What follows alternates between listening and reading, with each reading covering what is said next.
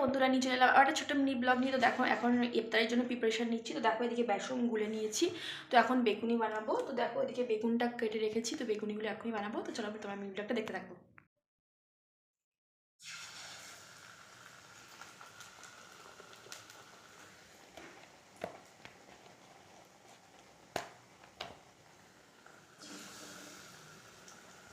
তো বন্ধুরা তারপর দেখো আমি তরমুজটাকে কেটে নিচ্ছি। তো ফলগুলো এক এক করে আমি সবগুলো কেটে নিয়েছিলাম। প্রথমে তরমুজ কেটে নিয়েছিলাম, তারপরে ছিল আপেল। তো আজকে খুব বেশি কিছু করিনি। তো দেখো এদিকে আপেলটাকে আমি কেটে নিচ্ছি। ফ্রেন্ড দেখো এদিকে আমি ইফতারগুলো সাজিয়ে নিয়েছি। তো দেখো কী কী নিয়েছি, দেখো বেদানা, আঙুর, খেজুর, আপেল, তরমুজ, বেগুনি, পেঁয়াজি আর আছে ছোলা। তো আজকে কম আছে, আজকে বেশি কিছু করিনি। আর ওইদিকে দেখো মেয়ে ওদিকে শরবত গুলছে।